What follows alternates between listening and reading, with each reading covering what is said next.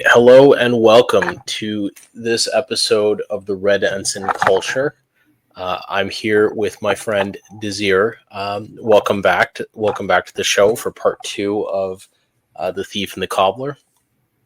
Yeah, we're finishing off the life of Richard Williams, and not part 2 of The Thief and the Cobbler, the part 2 of the life of Richard Williams.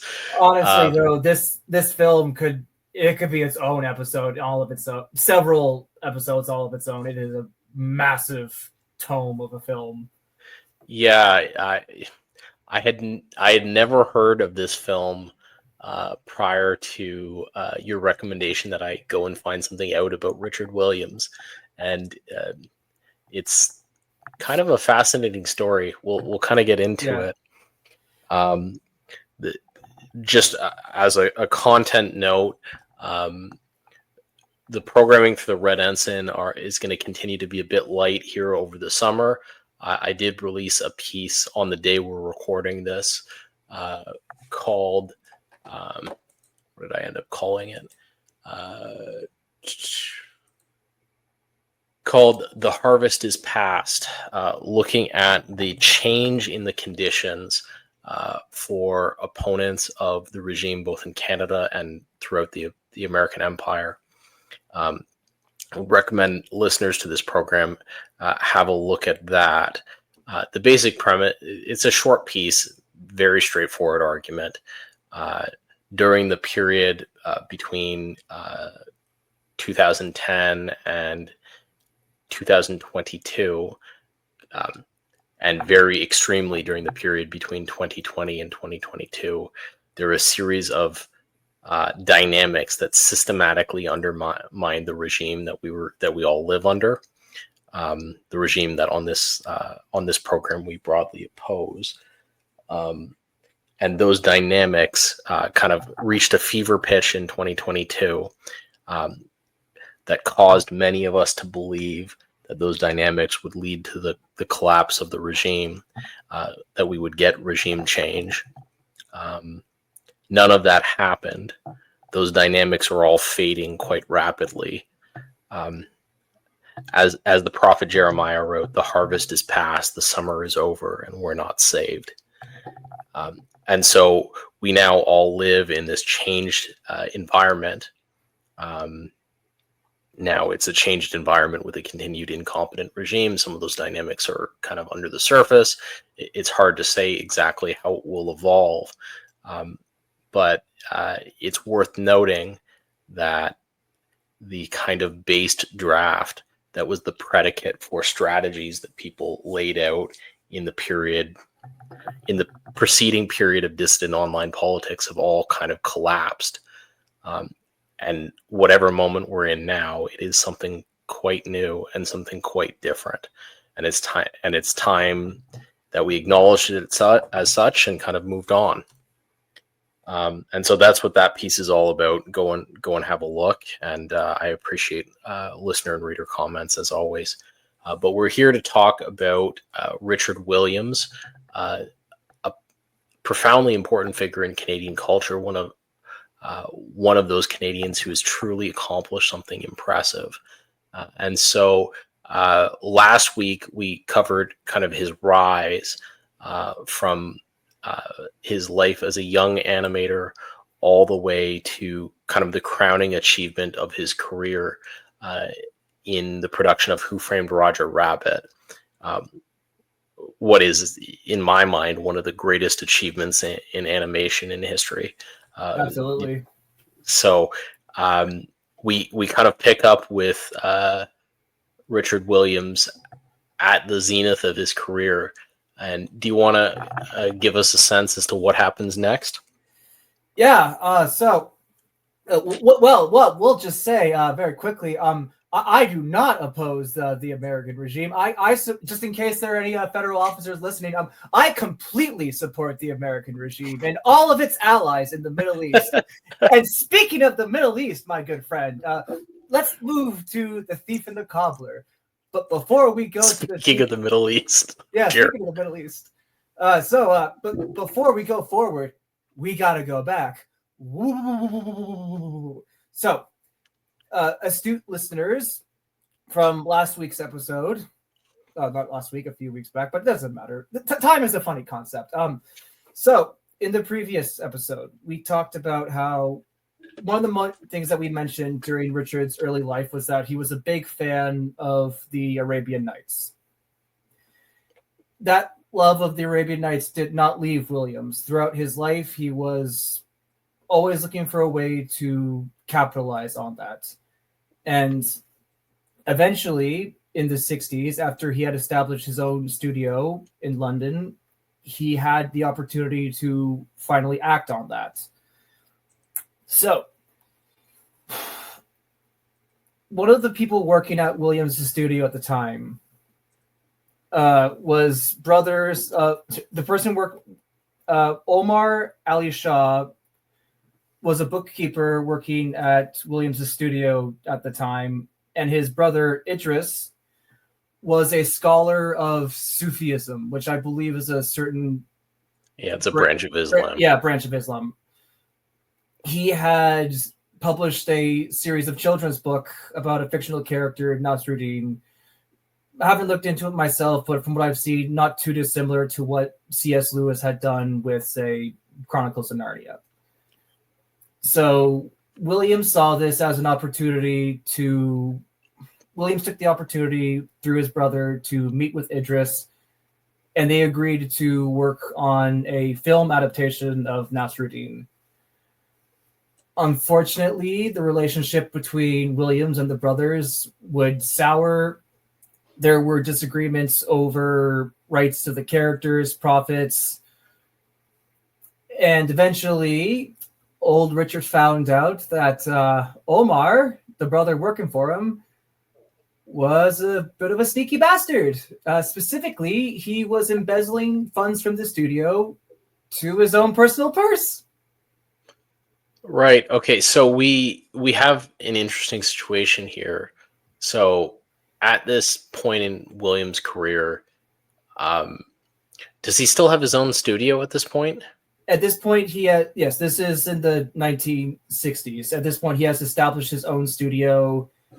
So he's got his own studio. He has this tremendous success under his belt, I guess. Not quite yet. Again, he has okay. So this is actually beginning before Roger Rabbit comes out, right? Yes, this is back in the. This was the thing. All of this, what we've been talking about, has been going on in the background throughout all the commercial work, throughout, like Charge of the Light Brigade, throughout Christmas Carol, and throughout Who Framed Roger Rabbit. Williams had this film on the back burner. It was something that he would work on throughout his career. It was something that I didn't want to cover at the time to keep the flow, but this was something that he had been working on for decades. So this is a passion project that's been going on in the background forever. Absolutely. And it's kind of marred by this guy embezzling funds. And I guess that his embezzlement has been going on for quite a while. Is that correct? When Williams found out about it, it was 1967. So not quite sure how, it would have been at most a few years. So okay. Williams found out about it, booted him off. Now, as a result, the brothers took the character of Nasruddin, but Williams was able to keep the original character designs that he had created for the film. Right, okay. So he still had some designs, but he was, in a sense, forced to start from scratch in 1967. Okay, so he loses the first chunk of it. Then he starts again in 1967. Where is Who Framed Roger Rabbit, like in time? What year is that? Oh, he begins working on Who Framed Roger Rabbit in 1987. Okay, so we're still way before. Yes. Before any of that happens. Yeah, no. So this was so late 67, he starts work on it again. At one point, he actually got funding from, and I kid you not, a literal Saudi Arabian prince. Yeah, no. Yes, okay. The things you got to do to get money in this business, I tell you. Yeah.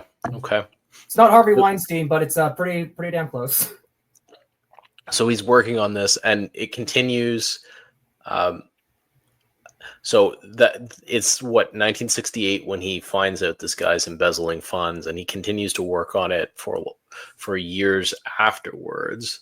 Correct. Why does this film never come out? Or It's just a like, matter of budget. Like, okay, so he never has enough money to finish it. Is that right? Correct. Okay. He's working on it. Basically, they'll finish a project, a commercial work for a client or Christmas Carol, and then in between commercial work or other projects, they'll work on this film. This was something that was always on the back burner, and they were always returning to whenever they had the time. It was just finding funding for the film. Yeah, okay, fine. Okay. Yeah. So now, one thing, as we mentioned early in the last episode as well, how Williams was hesitant to work on Who Framed Roger Rabbit.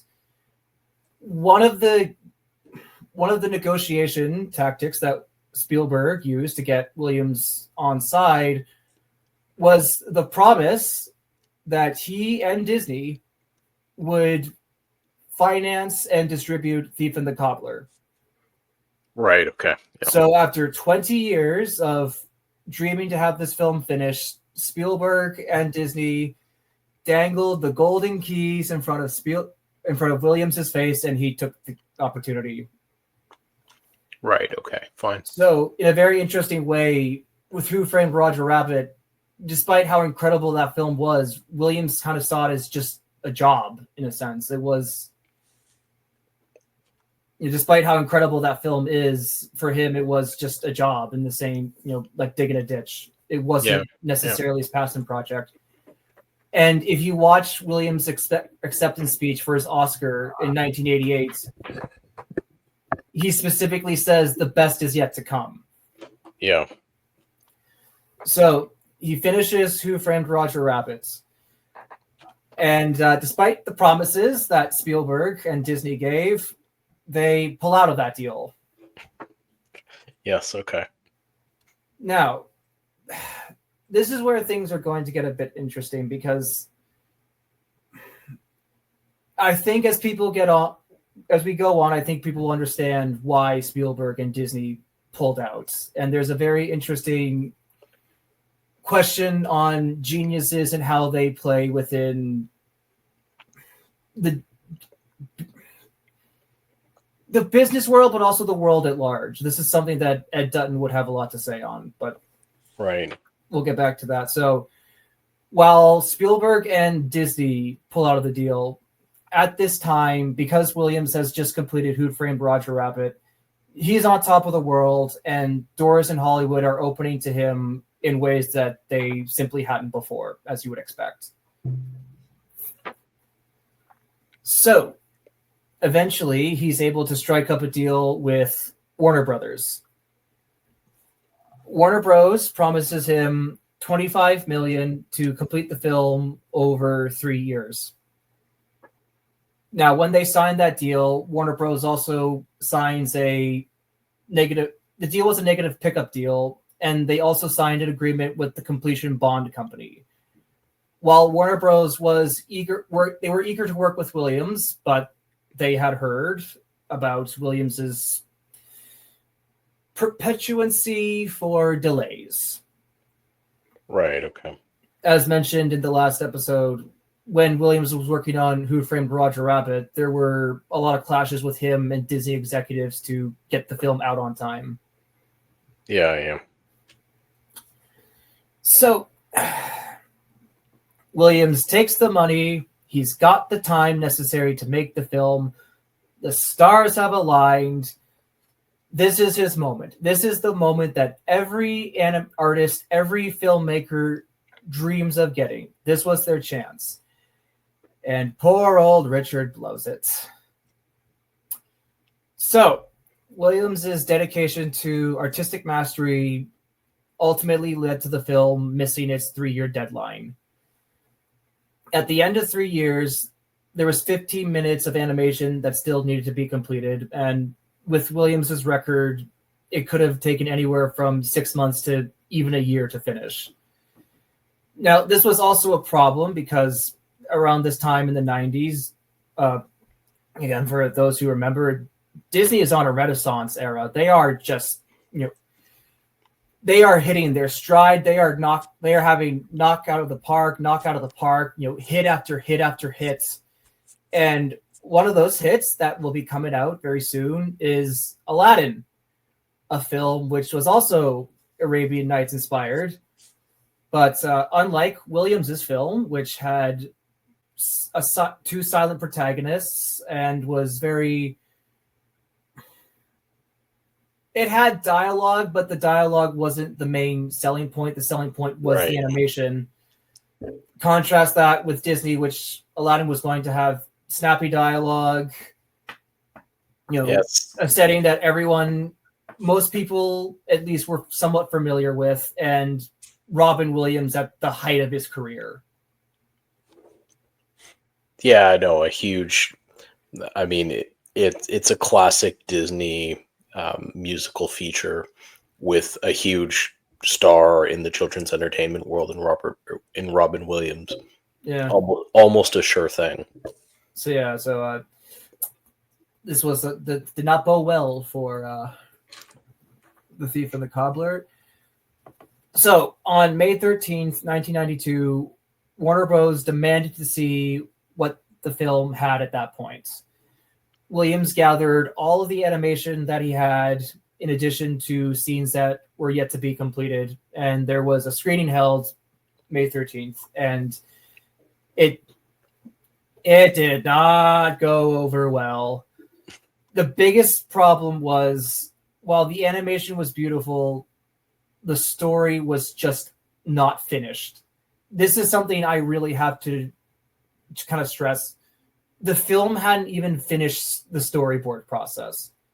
Now, for those unfamiliar, when it comes to the production of an animated film, the storyboard is the second thing you finish. You get the script down and then you storyboard. Some films, you don't even bother with the script. They go straight into storyboard. You need to have a storyboard to understand where the film is going. Yeah, I don't understand how that could be the case if this is something he'd worked on and off for, like, I guess 20 years at that point, 30 years since the 60s. Yeah, he just, again, this is sort of the thing with him having that mindset that he did. He had the entire thing in his head. He just failed to put the entire thing down on paper. And while he was a creative genius, he didn't do very well. Yeah, just a bridge too far. Yeah. When you watch the film, because I'll get to this in a minute, but there are just sections where it just goes on and on and on. It drags. Contrast that to the classic Looney Tunes. They'll have a joke, they know right when to cut it, and then move on to the next one. With Williams, when he's got a joke, he'll drag it out, and it just goes on. And while it is animation spectacle, it just does not serve the story. Well, I mean, this is typical genius untethered by constraint, right? Yeah. Again, this is where someone like Ed Dutton would have a lot to say, how the problem with geniuses is that they're very disagreeable. They're obsessed with their vision. Yeah. They fundamentally think differently than other people, which means they actually like different art. Correct. So yeah, Williams fails to deliver the film. Warner Bros. Is not happy, and a few days later, they get the Completion Bond Company in London to raid his studio, and they took all of the film, with Williams getting fired from the project that day. So The Thief and the Cobbler eventually does come out. Yes, so Williams has kicked off the film. He closes his studio shortly thereafter. We won't talk too much more about Thief just because we want to stay focused on Williams. I will just say that in the hands of Warner Bros., it suffered very heavy edits. The biggest things were the two characters who were silent were given celebrity voices. One was what became voiced by Matthew Broderick, the other by Jonathan Winters. Right. It was given these awful, like dollar store-esque Disney songs. It was just awful. They butchered it. But at the end of the day, they butchered it because Williams didn't finish it. Yeah. And Williams lost his studio over this. Yeah. So that, I mean, from the point of view of tracking his story as a Canadian, this is like a tremendous kind of Waterloo moment where right at the moment of his potentially greatest triumph, he catastrophically fails. Correct. So the film does eventually come out August 25th, 1995. And this film, which had cost $28 million to make over its 30-year development cycle, brought in less than $670,000. Yes, okay. Didn't even cross $1 million. Okay, well, why we've talked about it enough. Why don't we take a look at we take a look at a piece of this? Yeah. So let me just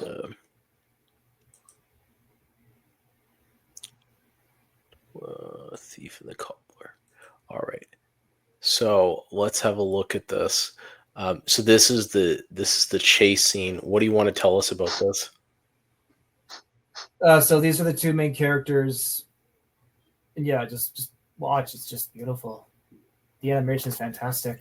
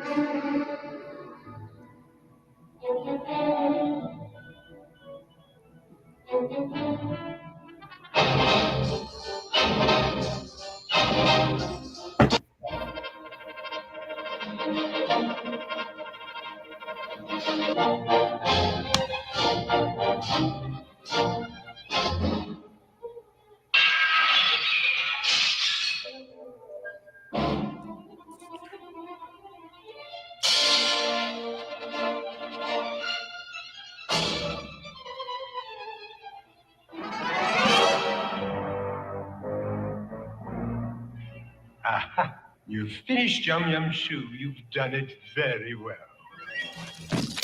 And now she has no need of you. You put you in a cell.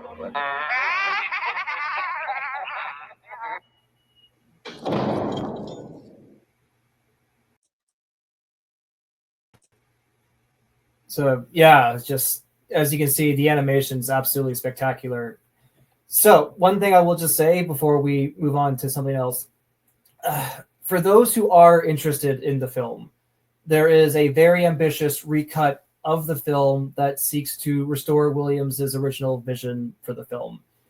It includes, throughout the releases of the film, it has come with deleted scenes. Some people who worked at Warner Bros. Were able to get their hands on some of the original footage. It's a very large effort, and for those who are interested, you can find it on YouTube, and I would highly recommend anyone who's interested in animation to at least give it a watch. Well, just looking at the chase scene, you can see, so the detail in the animation is incredible. The kind of the characters they're wonderful drawings, but they don't.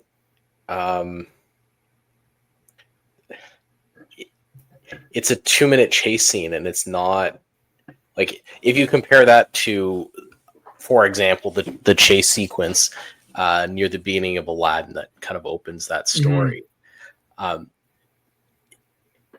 You can see why it doesn't hold the attention of a child in quite the same way.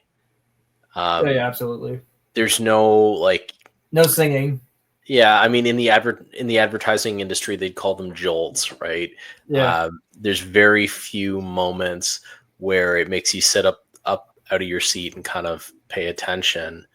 Um, it really it's an art film in It very much animation, is. which is, I mean, you don't find many art animation films, I guess. Even fewer of them that are like nominally geared to children. Yeah. So it's Closest thing not would be surprising to me. Fantasia. It's not surprising to me that it's not a commercial success. Um, but it is a fascinating piece of art, and this is what we were getting at, in that people who are geniuses, when they get artistic freedom, it turns out that the art that they like is often quite different than the art that their audiences like, which is, it's an issue, right? Oh yeah, especially when you're playing around with Hollywood money. Yeah, absolutely. Yeah. So let's move on now. So we've now reached the falling action of Williams' life. He's had his successes, he's had his failures, and at this point, he's basically blacklisted from Hollywood. So he actually takes this opportunity to finally spend some time in Canada. There you go. Okay. Yeah, it just took like 40 years, but he's finally back. With his fourth wife. All right. Yeah. There's some dynamism we've missed along the way here. Yeah. This business is not kind to people who want a normal life. It's a lot of long nights, many weekends must be done. You need to have a certain woman who's willing to go along with the craziness. Well, and it also, I think, is probably fair to say that Williams also wasn't the most stable. He's not a normal person, right? Oh, absolutely not. That plays it well. People who are genius artists are generally not normal people, right? Oh, we're not. So that's a thing that's gone on here. So he does go back, spends a few years at Fulford Harbor, Salt Spring Island, British Columbia. But old Richard still needs to make money. And he can't make money making films because he's been blacklisted from Hollywood. And so he decides, well, might as well teach. So Williams begins touring the world, giving animation masterclasses for other animation studios. It's important to remember that at this time, with the success of Who Framed Roger Rabbit, animation it's not just back, it's bigger than ever. And not just for 2D animation. At this point, you have Toy Story coming out. So you have the rise of CG animation in addition to 2D animation. And this was one thing very important. So he goes and teaches. Where does he actually? So master classes for studios around the world. So he doesn't teach at like a university or something.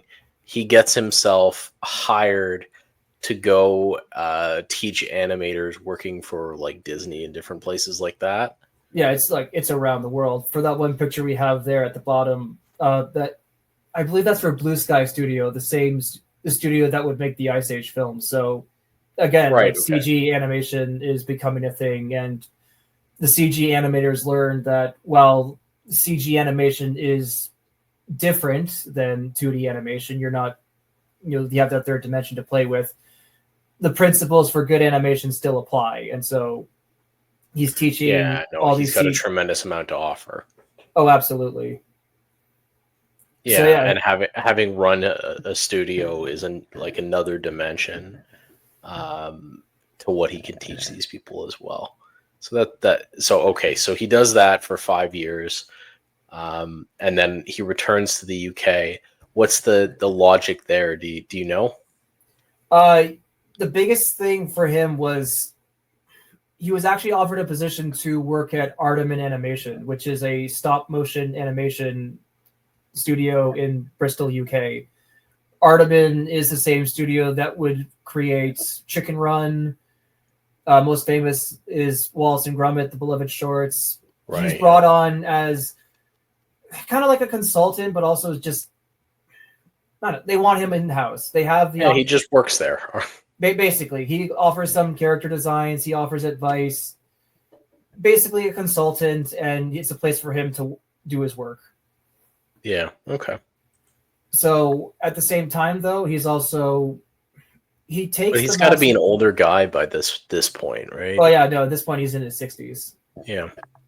So in addition to that, he's also taking the animation master classes and decides to turn it into a book. And that book is published in 2002, the Animator Survival Kit.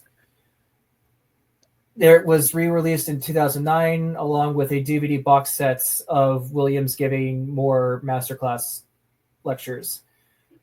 Now, really important for me to stress, Animator Survival Kit. This book is to animation what the Bible is to Christianity. You simply, every animator I've met, regardless of the field, whether it's 2D cartoons, 3D animation, video games, any stop motion, any animator of any field has at least read some part of this book. This book is the condensation of all of his years of learning from the Hollywood masters in one tome. Fascinating. So in some ways, he is at least as much a teacher as he is an artist in his own right. Oh, absolutely. The old phrase, those who can do, those who can't teach, they haven't met Richard Williams. No, but it is absolutely true. Like I started off in 2D, but I've also taken some 3D classes, and every single one of those teachers has taken some bit from Williams's book. Right, yeah. Interesting. So we can move on. So Williams would continue to just work on small stuff on the side, personal stuff. In 2010, he would release the short animated film Circus Drawings, which were inspired by the old sketchbook drawings he would do of circus performers back in Ibiza, Spain. We talked about that last time. Yeah, so right at the beginning of his career. Yeah. We could actually pull that up, can't we? Yeah, why don't we see if we can watch some of this? Just hang on a second.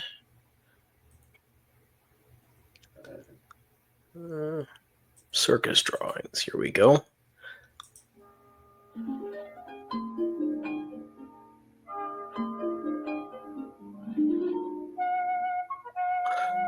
Which is very common with lower budget animation.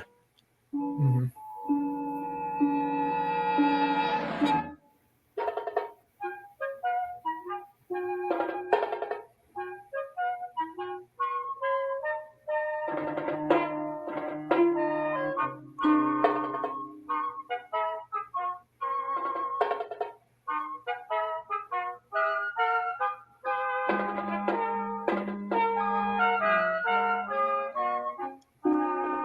I love his people. Yeah.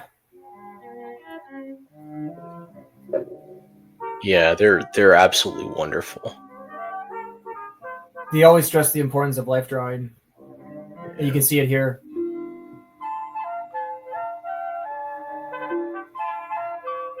Well, the thing that I love about them is everything is rounded the way that it is in actual life. Mm-hmm. Whereas a lot of modern animation, you have the kind of Japanese influence where everything comes to points. Or angular. Yes.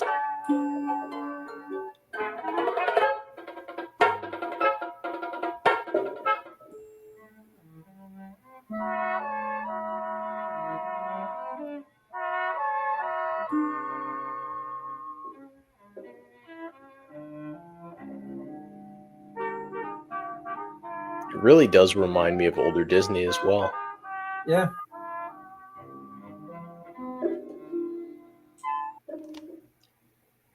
Is there anything towards the end of that you really wanted to show? No, I wish we could be with that. I think the audience gets it. Yeah.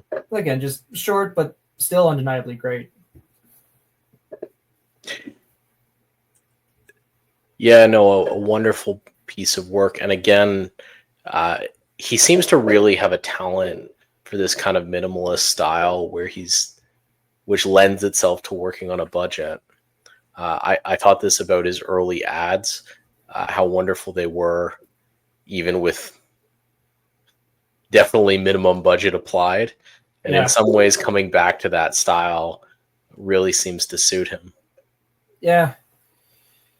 Some people just don't work well in a studio. Yeah. And then you wanted to show this final film of his, Theater. Yeah, so I'll just quickly prologue. say, yeah, so in 2015, Williams would release his final work, Prologue. Bless you. So Williams would release the final work, Prologue, 2015, entirely on his own. And for this, he was nominated for the Oscar for Best Short Animated Film. Well, let's watch a chunk of it and then we can talk about it. Yeah.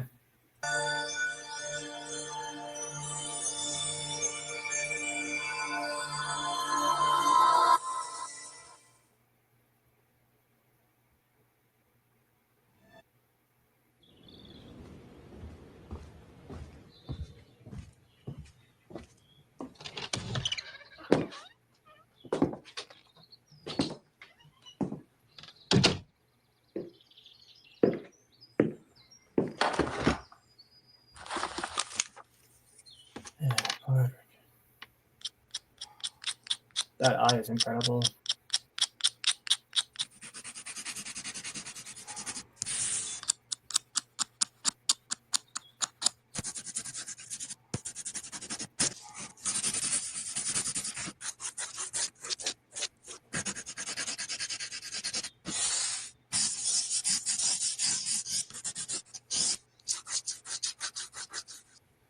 The sound of pencil on paper is magic. I love it.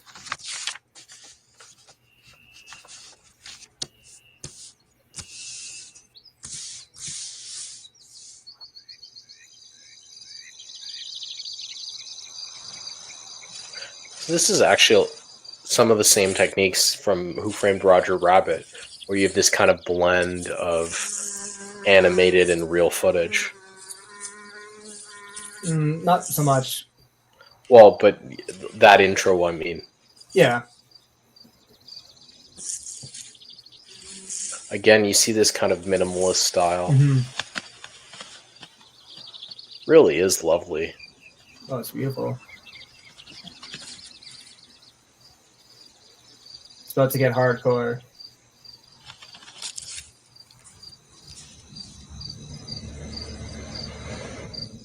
But again, this is like... Who's the audience for this kind of work? Yeah. You're showing off to other animators how great an animator you are. Basically.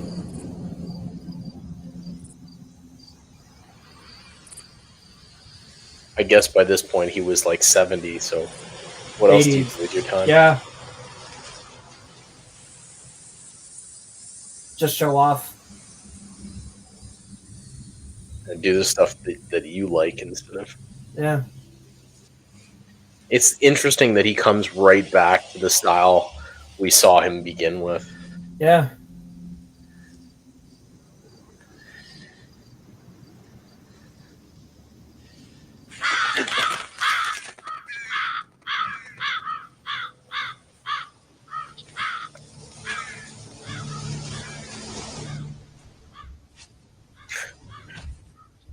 Always playing around with perspective and camera moves.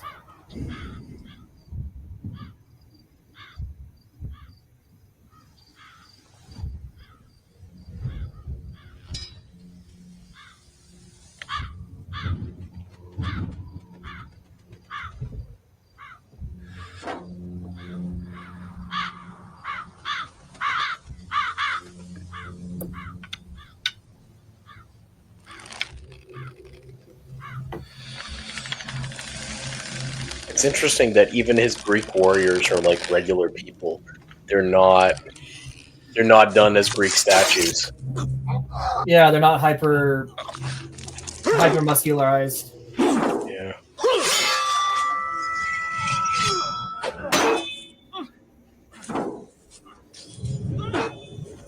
I mean, those are some pretty big shoulders, but other than Yeah.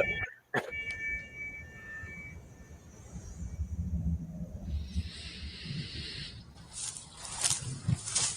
this is just incredible. Yeah. I don't think I've ever seen animation quite like that. Yeah.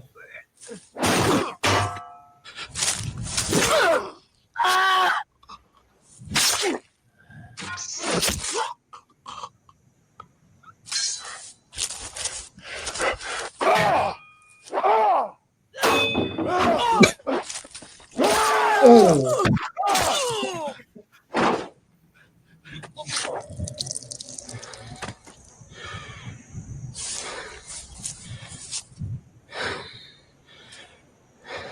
Listen to those sounds too. Yeah.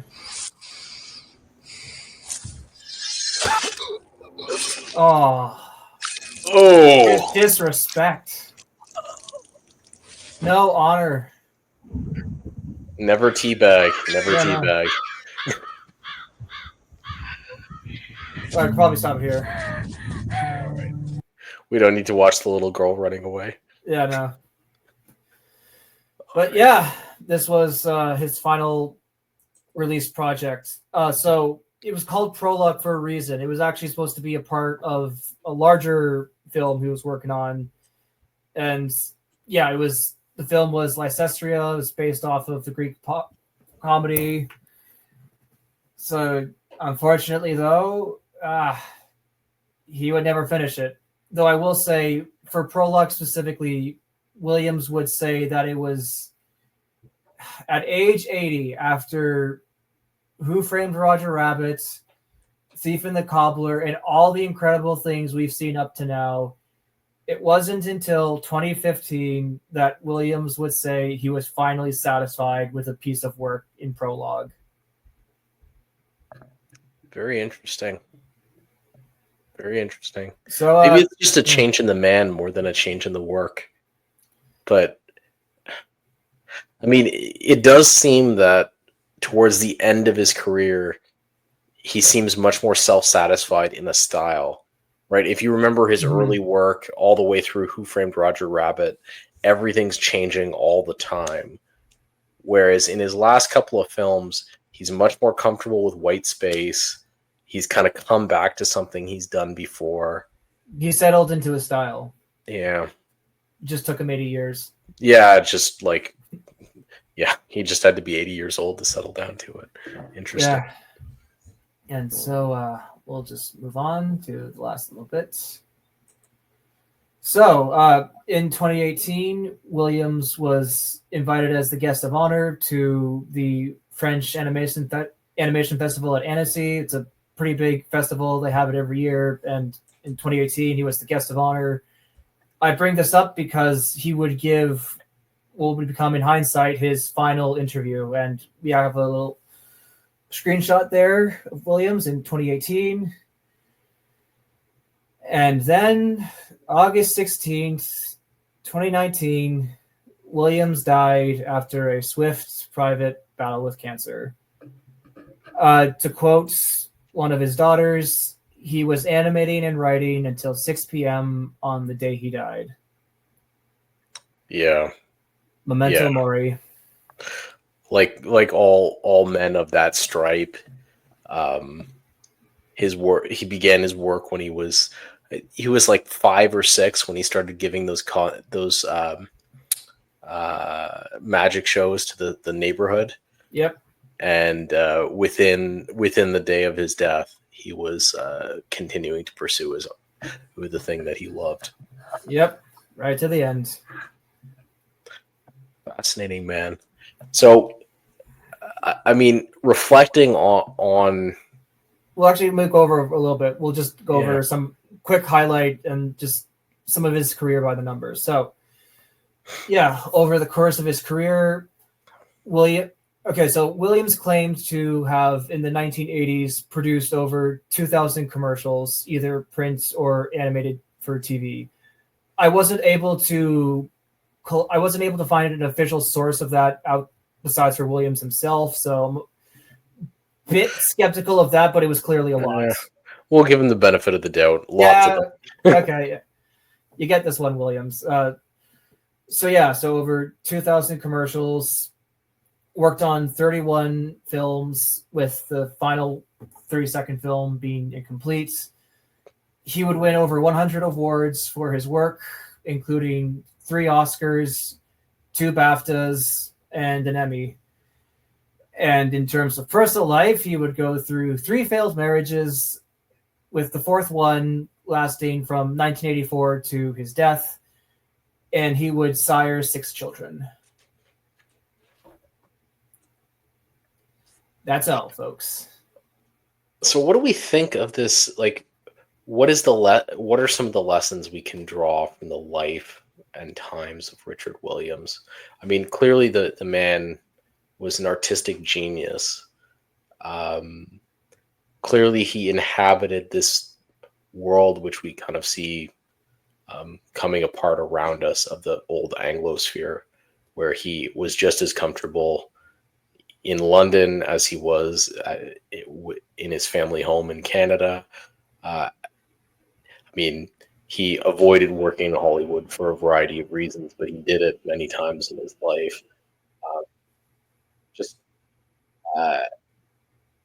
As a teenager, he goes to Spain and enjoys that as a key part of his career, and just kind of up and goes. Takes a bus ride to LA over 5 days. Yeah. There's a kind of high trust community of the kind of English speaking world that is the foundation of his work, along with a kind of generational teaching of the trade, both within his family and then later with the Disney animators, from which he learned so much. And then his own book, The Animator Survival Kit. Yes, both forward and backward. Both of these are kind of elements of our world that are rapidly decaying, that were huge parts of producing a man like Richard Williams. The other thing that I think is interesting is that he's also a victim of the decay of the social mores of his time. We failed marriages. Yep. He can't deliver a film on time. Yeah, nobody is able to intervene in his life to save him from sinking his studio on a passion project. Right? Like, if you look at all the things that he was able to accomplish in that studio, it's not a coincidence that the one that he loves the most is the thing that sinks the studio. Yeah, no, it really was like just, it was his, he was Captain Ahab and that was his Moby Dick. Yes. And there's nobody, because he's not like in this social fabric, there's nobody there to kind of tell him, enough is enough. So he's an interesting figure in that regard. He very much is. A man from the end of the Anglosphere, right?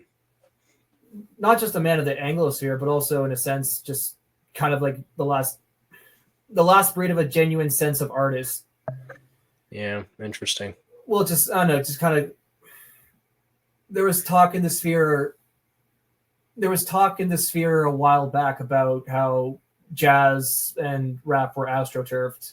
Yeah. And there was talk about how one of the reasons that was put forward was that in the 90s, when you had people like Kurt Cobain who had something but ultimately went off the deep end, part of the reason why people were saying why rap was pushed was that it was easier to maintain some of these people. Well, I mean, at a basic level, the West has been at an artistic dead end for quite a while. In different forms, you can see it more and less clearly.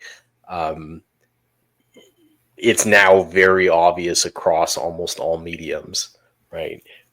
Yeah, because again, just to quickly say, like with Williams, this is sort of a thing. Again, like with these artistic geniuses, they don't fit very well within the managerial regime, but to give the managerial regime its due, it does deliver things, and his inability to deliver is what ultimately would sink him. So, well, it's interesting though. So, you're correct to point out that uh, the next Richard Williams who came along probably would have struggled to find a place. Like, he probably wouldn't have been able to establish a studio the way he was able to. He wouldn't have been able to operate with that independence, and for that reason, may never have gotten going. But I also think a key element is that if you look at what Richard Williams is doing at the end of his life, he's going back to like Greek figures and circus figures, very kind of simple stuff. He's not telling stories anymore. He's retreated in a sense. Yes, exactly. And I feel like all of the best artists in the West, after the early 2000s, start to retreat from the consequences of their artistic vision, because the artistic vision led to what we have now. Well, the artistic vision, it's either like incredibly dystopian, or like it's impossible to imagine a utopian resolution to the artistic vision, and there's a kind of not wanting to confront what comes next. Yeah, exactly. And so I think, in addition to the challenges in platforming really talented people, I think if you had like a genuine visionary artist working in this period, the kind of art that they would produce would be like terrifying in a certain way, because they would necessarily be giving us some kind of vision of what's to come. It's not going to be pretty. Yeah, it would be like it would be it'd be difficult art to confront, I think. And I think that's part of the reason why, as you go on, the artists in the West get more and more like dystopian, degenerate, and like, that too. They're using all kinds of substances to try to hide from the emotions of their work. I just think I think there's an element to which this society has gone beyond where it's capable. You hear people say this about late Rome, where like in the late Roman Empire, you have all these like terrible poets LARPing Virgil. And none of them are able to produce anything that's and then immediately as Rome collapses, you have Saint Augustine, who's able to finally, after Rome falls, is able to produce one of the first pieces of lasting. I mean, Saint Augustine's work is literary art, but it's some form of lasting art from the other side. And actually, in the quote unquote dark ages, there's wonderful art again. Oh, it's beautiful.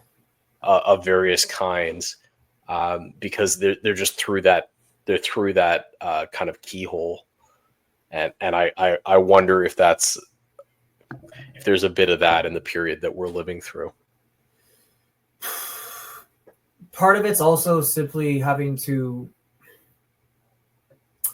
being separated from violence is always something that's very important. Part of what made the Middle Age art so beautiful but also haunting was the fact that many of them had gone through, say, the Black Death. Life was something that was very precious and also very easy to lose, so you cherished it more.